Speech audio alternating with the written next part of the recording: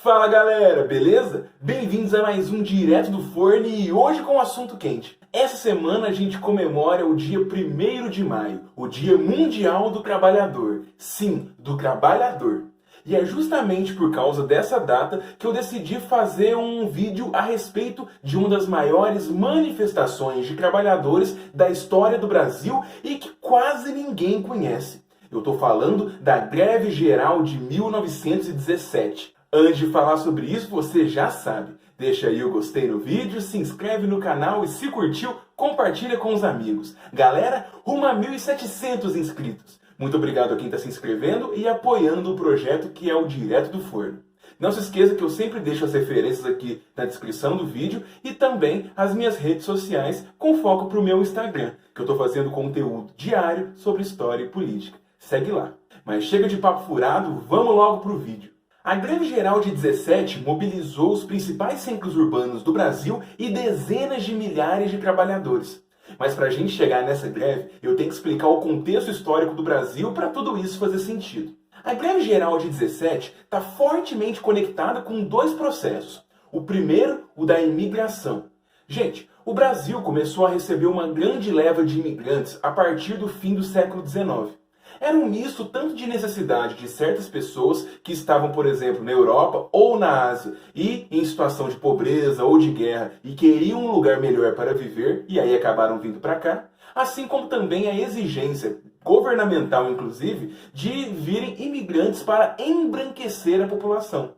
É a ideia justamente que a gente de vez em quando se pergunta de por que será veio tanto italiano, alemão, português, espanhol para o Brasil se a gente tinha uma grande massa de escravos recém-libertos aqui?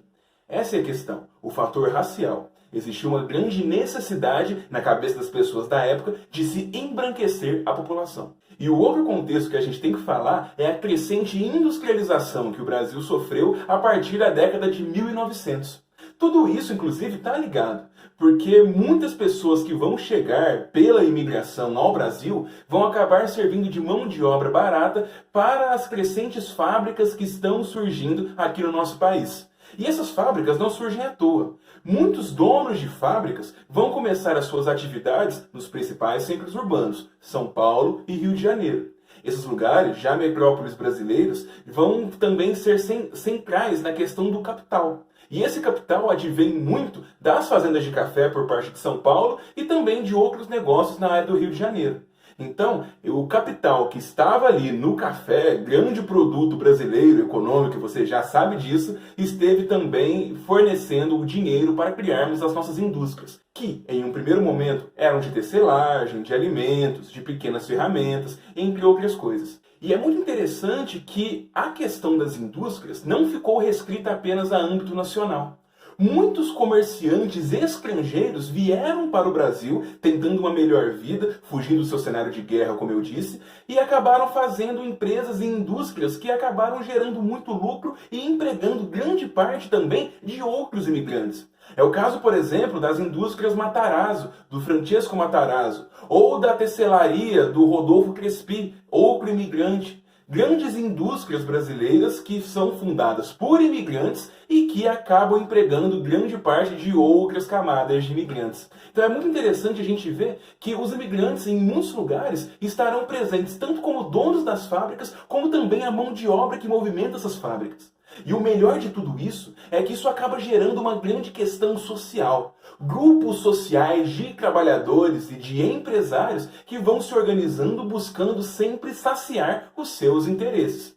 No caso dos donos das empresas, nós vemos a partir das décadas de 1900 e 1910 o crescente sentimento patronal, com ligas patronais, com grupos patronais que pressionavam principalmente o governo para conseguir melhores impostos, melhores favorecimentos em questão de exportação, favores para vender os seus produtos, entre outras coisas. Assim como nós também teremos, na questão da mão de obra dos trabalhadores imigrantes, uma grande formulação de ligas e movimentos operários. E quem fala muito bem disso é o historiador Cláudio Batalha, que o livro dele está inclusive aqui na descrição para quem quiser conhecer. Ele vai formular e também traçar todo esse pensamento que vai acontecer nos movimentos operários e analisar como essas ideias mais à esquerda, mais pró-trabalhadores, vão acabar ganhando muitas raízes e frutos dentro dos grandes centros industriais brasileiros.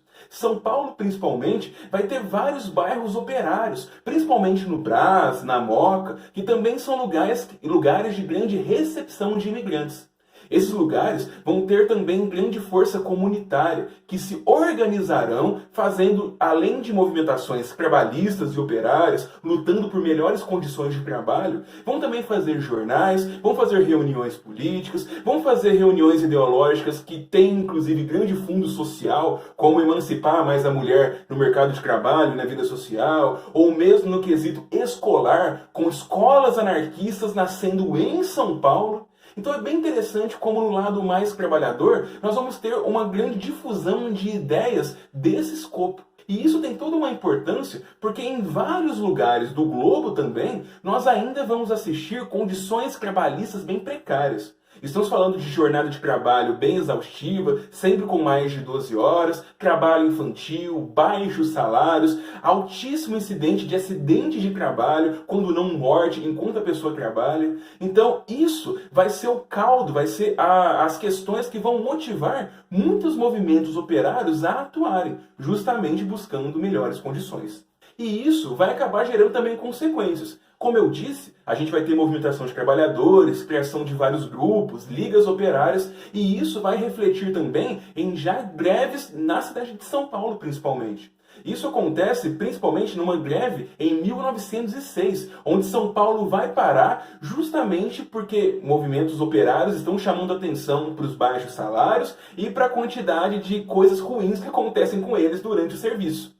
Isso vai acontecer de novo em 1913, por exemplo, e só mostrando cada vez mais a força desses movimentos que estão ali pressionando. E a situação da indústria brasileira vai conhecer um novo cenário com o advento da Primeira Guerra Mundial, principalmente a partir de 1916, no meio da guerra.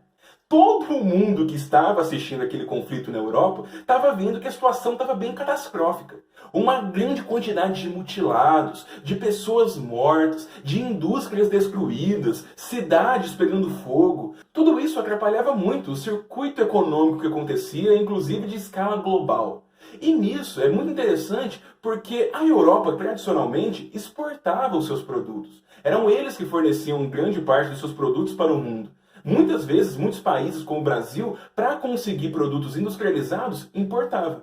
Com a destruição das fábricas na Europa, com muitos operários que trabalhavam lá, a força de trabalho, tendo que lutar na guerra, nós vamos ver que vamos ter um grande decréscimo da produção industrial europeia e que vai possibilitar que outros países preencham esse vácuo econômico. E o Brasil é um deles. Estamos vendo então o nascimento de mais empresas, de mais controle de empresários em grande margem de trabalhadores, de mais pessoas trabalhando nas indústrias no Brasil, maior participação industrial da indústria no PIB brasileiro, enfim, a indústria começa a ficar cada vez mais importante nesse meio da Primeira Guerra. Mas não vai ser repassado para o salário dos trabalhadores. A gente tem estimativas, falado também pelo professor Batalha, que enquanto o salário dos trabalhadores vão crescer 78%, o custo de vida vai triplicar em São Paulo. Principalmente porque, por mais que você esteja produzindo mais, a necessidade desses produtos está crescendo muito. E esses produtos estão indo, em grande parte, sendo exportados. E como a gente está vendo aqui na própria pandemia, que a gente está num cenário até que parecido, nós estamos aqui vendo que os produtos que estão sempre sendo benquistos, estão sendo desejados pelos compradores, aumentam o preço. Quanto maior a demanda, maior o preço. Então a gente vê que os trabalhadores não participam nessa divisão de lucros, não tem um crescimento de salário e o custo de vida ainda fica muito complicado. Tudo isso associado ainda à jornada de trabalho exaustiva, às más condições de serviço, entre outros aspectos. Em relação a isso, a situação vai ficando bem insustentável, com movimentos operários articulando cada vez mais greves, paradas e protestos para chamar a atenção dos empresários e forçar uma negociação que aumentasse pelo menos o salário dos trabalhadores. É esse o caldeirão que vai possibilitar a greve geral de 17. A partir de julho de 1917, nós vamos ter um grande crescimento de manifestações, greves, paradas, na cidade de São Paulo principalmente, que vai ser o pontapé inicial dessa escala da greve geral. Isso acontece quando a gente tem uma greve já na fábrica de tecelagem do Crespi e depois vai se espalhar por outras fábricas de tecelagem da Companhia Matarazzo, principalmente a Industrial Mariângela, que fica lá no Brás. Então, os bairros operários como a Moca e o Brás já estão se manifestando e isso começa a ter um reflexo muito grande em outras empresas e indústrias da capital paulista. Nisso, a gente vai ter uma grande escalada de manifestações e até conflitos de rua, que vai resultar no dia 11 de julho de 17 na morte do militante espanhol José Martínez. E com a morte desse militante não tem outra. As pessoas vão continuar cada vez mais nas ruas, vão aumentar bastante a adesão a essa greve geral que está acontecendo e a situação fica muito complicada porque é uma quantidade muito grande de pessoas que eram a mão de obra dessa indústria que naquele momento era muito requisitada. Afinal de contas, se o trabalhador não está ali trabalhando, a indústria não produz. O que fez necessário uma grande articulação dos patrões, dos empresários, com os governos municipal, estadual e até federal. Porque, como se não bastasse, essas movimentações trabalhistas e operárias de São Paulo vão ganhar tanta projeção, principalmente porque também existia uma grande imprensa alternativa aos grandes jornais, que noticiavam as greves e notícias dos trabalhadores, e essas greves vão se popularizar e chegar a partir de julho e agosto em Minas Gerais, no Rio de Janeiro, no Rio Grande do Sul, na Paraíba, na Bahia. A gente vai assistir, de fato, a confecção de uma greve geral nacional, a primeira do Brasil. E a gente fala que era nacional não porque ela é articulada com líderes comuns, mas sim porque existe uma união de pauta, que naquele momento refletia a qualidade de vida dos trabalhadores, tanto a jornada exaustiva quanto o baixo salário que eles viviam no momento que a indústria estava faturando muito. A greve vai se prolongar por alguns meses, chegando mais ou menos ali em setembro, e é quando nós vamos começar a ver negociações mais concretas por parte dos trabalhadores e dos patrões, que vão sim aceitar fazer algumas concessões, aumentar o salário, diminuir a jornada de trabalho em algumas fábricas, e isso vai ter quantidades diferentes e formas diferentes em outros estados. A Força Operária de São Paulo, que era uma metrópole industrial já naquele momento, não era a mesma do Rio de Janeiro ou do Rio Grande do Sul. Então as forças políticas do operariado não eram a mesma em todos os lugares, assim como os patrões também não tinham condições em todos os lugares, assim como eram relações políticas em vários graus. Muitos patrões, na maioria das vezes também, só ativaram os contratos políticos, a polícia, e começaram a massacrar os membros de ligas operárias. Então é uma quantidade variável de eventos. A gente pode falar que a de São Paulo e a do Rio de Janeiro também foram as mais bem atendidas. E é isso, galera. Espero que tenham gostado de conhecer a greve de 17 para quem não conhecia, ou saber mais para quem já conhecia, e entendido como funcionou uma luta que existiu no Brasil de forte teor civil, trabalhista, operário, buscando melhores condições de trabalho, jornadas, e que tem uma grande herança até hoje, em vários movimentos, em vários partidos, de várias formas possíveis, mas que ainda existe e está aqui presente na mesa de negociações entre patrões e empregados. Patrões também que têm uma continuidade de grupos patronais desde a época dessas indústrias, no começo do século. Se hoje existe Fiesp, Fieng, entre outras federações industriais, assim como também a CNI, que é a Confederação Nacional da Indústria, são coisas desse tipo, uniões patronais que também querem colocar seus interesses à mesa. A gente pode discutir o que é bom, o que é ruim, se esses movimentos mais atrapalham do que ajudam, excesso de direitos ou falta de direitos. É um debate muito prolífico que é muito importante a gente ter, mas entendendo como é que funciona o passado e as negociações que desde o começo do século XX estão muito bem representadas no Brasil.